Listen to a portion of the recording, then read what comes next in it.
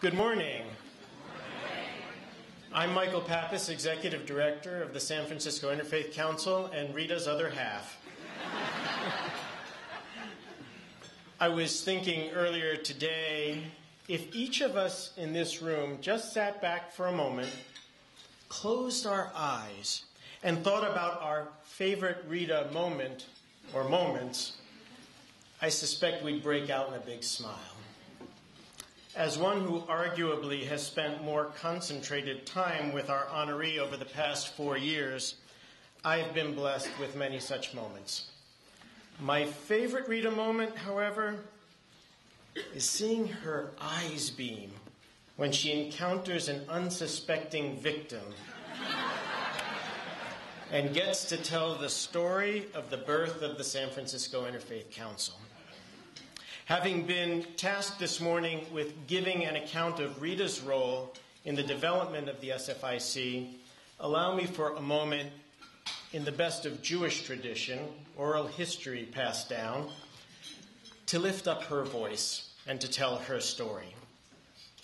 The repository of institutional memory, Rita reminds us that before there was a San Francisco Interfaith Council, during the civil rights years of 1963 and 1964, there was the San Francisco Conference on Religion and Race, which later became the San Francisco Conference on Religion, Race, and Social Concerns. That entity met continuously for 25 years, but languished because there were no particular crises to address. In December of 1988, however, when Rita was director of the Jewish Community Relations Council, it was a particularly cold and wet December. A group of clergy was called into San Francisco Mayor Art Agnos's office. As she is quick to remind us, because she was not clergy, Rita was not invited.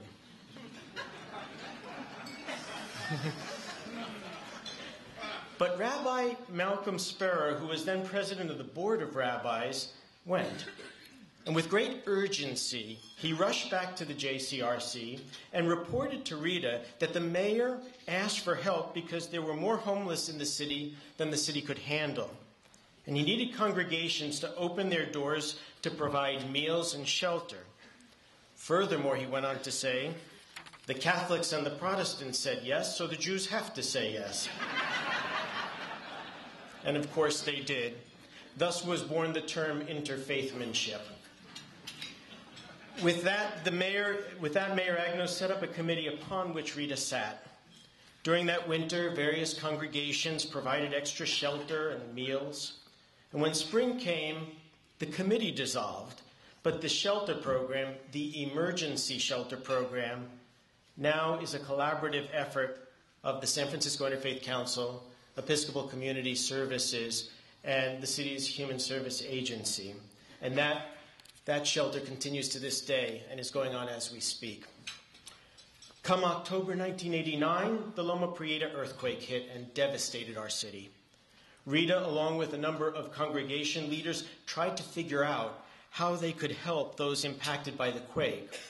When Jim Emerson, then pastor of Calvary Presbyterian Church, got a call from the humanitarian aid agency, Church World Service. The person who called said, we want to give some money to San Francisco to help with this current crisis, but we don't want to give it to Christians alone. We want to give it to everybody, no matter their faith. So Pastor Emerson called together a committee to decide who needed the funding, who should get it, and how it should be distributed. And to nobody's particular surprise, the same people who served on the committee to provide the shelters ended up on this committee as well. When the crisis was over, and those faith leaders did everything they could to distribute the money fairly, making sure that it went to the right places, somebody said, we can't keep setting up committees every time there's a crisis in the city, every time something needs to be done that the faith community ought to be involved with. Rita then suggested reviving the San Francisco Conference on Religion, Race, and Social Concerns. In response, someone immediately piped up and said, no. The current nomenclature is Interfaith Council. Interfaith councils are emerging and being formed all over the United States. and we need one here in San Francisco. With that, in the true American spirit, a committee emerged to organize the San Francisco Interfaith Council that you know today. By the time the organization was ready to begin its work, Rita had retired from the Jewish Community Relations Council and was called to be the de facto executive director. Quick to remind us she is very good at assuming unpaid jobs.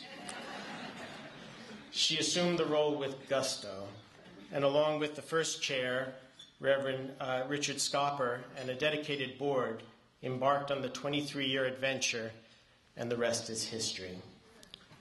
Thanks to Rita's inspired vision, patience, passion, tenacity, sacrifices, and tireless efforts, the San Francisco Interfaith Council has been true to its mission, celebrating our diverse faiths and spiritual traditions, bringing people together to build understanding and serving our community. And as a result, we've become that portal to give a voice to the rich interfaith presence here in San Francisco. Be it our core work with the homeless and disaster preparedness, to being there for our constituent faith communities and the city in good times as well as in times of crisis, we owe a great debt of gratitude to this founder who has truly earned the title Matriarch of Interfaith Work in San Francisco. As one who stands on her shoulders and has been called to stewardship of her rich legacy, I think that the gift she would most like from each of us today is to renew our commitment to just doing what comes natural, this business that our beloved Father Jerry O'Rourke says is all about relationships. On a personal note, I'd just like to say, Rita, you have been so much more than a colleague. To me, you've been a mentor, a confidant, a mother, and a friend. Like so many of us gathered here today, you have enriched my life and made me all the better for it. For fear of getting scolded for violating Rita's commitment to economy of words, allow me to close with this thought. A little known fact about Rita is that her father was in vaudeville. And when she was young, he gave her a sage piece of advice. Keep him asking for more. Rita, you keep us asking for more. And as you begin this new chapter in life, we can't wait to see what comes next.